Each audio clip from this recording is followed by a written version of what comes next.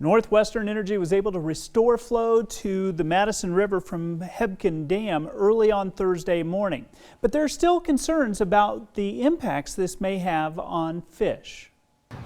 There was some mortality observed, although it wasn't, it could have been much worse. And so, we're glad that it wasn't worse than it was. Salvage efforts on Wednesday were tremendous, saving fish that were cut off from the main channels.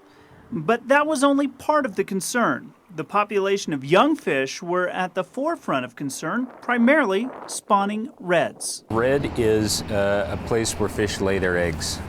It's where spawning occurs, and those eggs stay there until they hatch.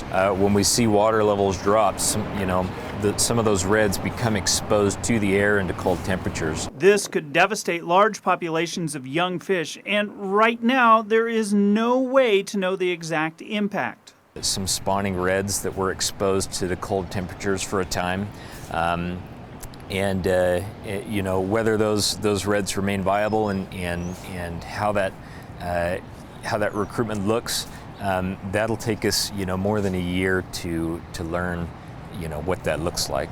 Guides and fly shops are just happy that the flows are back, and with a realistic concern with the future to the fishery.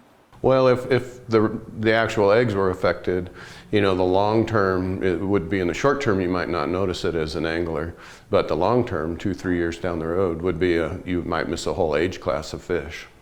Another recent struggle has been the decline of brown trout on the upper Madison, and according to shop owners like Low Miller, that is another concern for the river overall.